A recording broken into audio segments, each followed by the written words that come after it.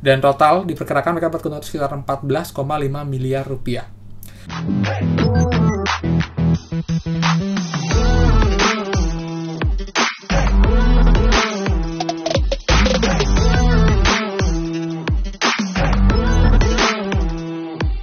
Hai semua, kembali lagi di channel Aryawan Agus. Jadi thank you banget buat teman-teman yang udah stay tune di channel ini.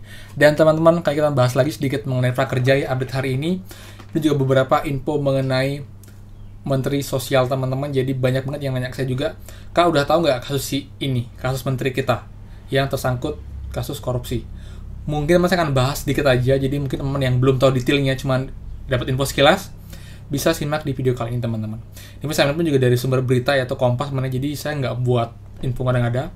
Saya juga berikan nanti link beritanya di deskripsi di bawah teman-teman untuk kalian cek juga untuk info lengkapnya seperti itu. Oke? Jadi buat teman-teman seperti biasa sebelum kita mulai, buat yang belum subscribe silahkan kalian subscribe dan juga yang loncengnya karena akan banyak juga info terupdate seputar prakerja dan juga bantuan pemerintah teman-teman. Dan nanti malam kalau boleh saya izin mau juga memberikan tips untuk aplikasi penghasil uang teman-teman. Jadi buat teman-teman kalau yang berminat silahkan kalian stay tune dan nonton nanti agak malam teman-teman ya. Oke? Jadi langsung teman-teman kita mulai dari yang pertama mengenai prakerja teman-teman ya. Dimana hari ini hari Minggu pun tetap ada proses pencairan insentif teman-teman, baik itu GoPay, Link Aja, Oppo dan juga BNI. Walaupun memang tidak segencar hari kerja Senin sampai Jumat, tapi tetap ada proses yang dilakukan di setiap rekening e-wallet atau BNI teman-teman. Jadi buat teman-teman yang sudah dapat bisa komen di bawah dan yang belum bisa juga komen di bawah teman-teman. Dan pastinya yang belum cair entah itu tanggal 6, tanggal 7, tenang aja teman-teman karena besok saya yakin juga akan di-prop lagi di minggu ini. Jadi buat teman-teman tidak perlu khawatir, cukup pastikan syarat semua lengkap dan juga nomor kalian itu aktif dan juga tersambung untuk rekeningnya teman-teman. Kemudian buat survei insentif teman-teman ya. Jadi buat teman banyak yang nanya, Kak saya belum dapat insentif survei kedua ketiga, itu gimana? Teman-teman dari info yang saya dapat ya dari teman juga, itu untuk insentif survei ngisi ketiga kali itu baru sampai gelombang 4 teman-teman kebanyakan. Gelombang 5 sampai gelombang seterusnya itu masih banyak yang baru ngisi satu survei aja. Jadi buat teman jangan khawatir karena itu nggak berlaku untuk kalian, itu untuk banyak orang teman-teman. Dan buat teman-teman jangan khawatir karena saya yakin juga sama, kemungkinan akan nge-push itu di minggu ini itu langsung muncul 2 kali. Sama dengan gelombang 4 kemarin tuh muncul langsung 2 kali survei teman-teman, survei kedua dan juga survei ketiga. Jadi buat teman-teman cukup kita pantau setiap hari, jika memang sudah muncul kita tinggal isi teman-teman. Bahkan mungkin itu akan schedule-nya sama atau di hari yang sama untuk ininya munculnya. Jadi buat teman-teman jangan khawatir, prosesnya semua bertahap namun pasti akan tetap di-follow oleh pihak pekerja teman-teman ya. Lalu juga teman-teman yang udah isi, kalian bisa juga komen di bawah teman-teman untuk infonya. Jadi makin banyak yang tahu juga banyak, oh ternyata benar ya gelombang sekian sudah dapat, gelombang sekian belum dapat. Seperti itu teman-teman. Oke, itu untuk update mengenai prakerja teman-teman. Dan sekarang mengenai Menteri Kemensos Juliari Batubara yang diduga tersangkut kasus korupsi teman-teman, pengadaan bantuan bansos. Jujur, saya pribadi sangat kecewa dan sedih teman-teman karena di masa pandemi seperti ini bahkan menteri pun iya benar-benar gimana ya, nggak berperasaan dalam tanda kutip, karena udah situasi susah seperti ini, dia masih ngambil kesempatan untuk memperkaya dirinya sendiri. Dan jumlahnya juga cukup lumayan teman-teman. Jadi sini akan bahas mungkin nggak detail teman-teman ya, hanya garis besarnya aja, bagaimana bisa dapat gambaran seperti apa sih bantuan mana yang diambil dan itu berapa diduga untuk keuntungan mereka teman-teman, seperti itu. Oke, jadi teman-teman seperti kita ketahui di mana Juliari Batubara adalah Menteri Sosial. Kemudian di tahun ini, tahun pandemi ini, di mana Kementerian Sosial adalah kementerian yang paling banyak mendapatkan anggaran dari negara untuk bantuan ke rakyat miskin teman-teman atau terdampak COVID. Karena Kemensos adalah kementerian yang paling cocok untuk memberikan bantuan sosial ke masyarakat teman-teman.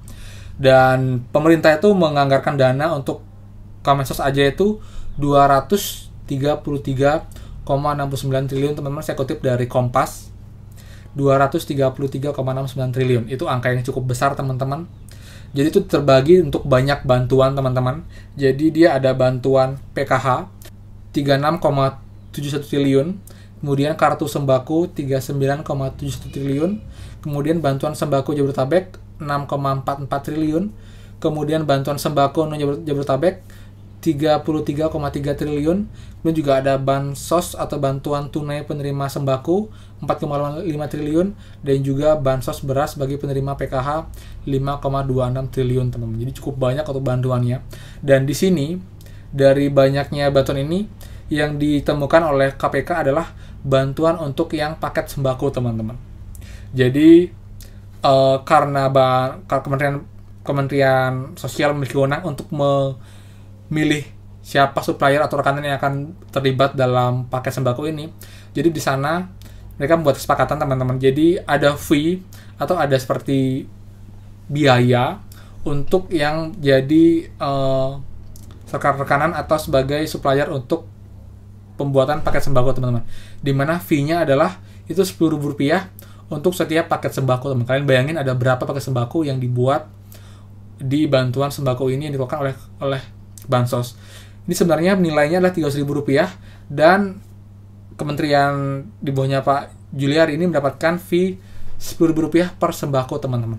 Dan total diperkirakan mereka dapat keuntungan sekitar Rp14,5 miliar. Itu dan itu dalam bentuk tunai, teman-teman. Itu yang membuatnya agak susah untuk dilacak karena di rekening tidak muncul, tapi dia masuk dalam bentuk cash seperti itu. Jadi lumayan banget, 14,5 miliar itu harusnya bisa digunakan untuk membantu rakyat, tapi malah digunakan untuk pakai diri sendiri, teman-teman. Jadi kita lihat nanti bagaimana KPK akan mengusutnya, apakah cukup sampai saja atau ada mungkin bantuan lain yang juga dikorupsikan, teman-teman. Jadi itu sih untuk infonya. Jadi saya yakin banyak teman yang kecewa juga, dan juga saya, teman-teman. Jadi di masa seperti ini kenapa masih ada yang seperti ini, dan saya harap pun tidak ada lagi, teman-teman. Jadi agar lebih fokus untuk bantuannya dan juga lebih objektif, jadi yang butuhkan yang diberikan, teman-teman. Jadi tidak hanya sekedar memberikan bantuan namun tidak tepat sasaran. Jujur ini banyak banget terjadi di saat ini, walaupun tidak semua, teman-teman, tapi banyak banget yang dapat bantuan double atau mungkin sudah tidak mampu dapat bantuan lagi seperti itu. Jadi saya harap sih nanti dari pemerintah pun juga berbenah lagi untuk data-datanya, jadi benar-benar ditunjukkan untuk orang-orang yang memang tidak mampu dan terdampak COVID seperti itu, teman-teman. Oke, jadi intinya, teman-teman, saya mungkin nggak bisa info banyak karena saya ambil hanya segaris umum dan juga poin-poin yang saya ambil dari berita Kompas, teman-teman. Kalau mau info lengkapnya, kalian bisa cek link di bawah untuk info berita dari Kompasnya, teman-teman.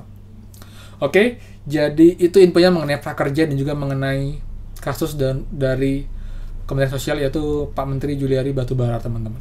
Dan juga teman, sekarang adalah tanggal 6 Desember. Jadi sekarang adalah hari terakhir buat teman-teman ikut kompetisi prakerja.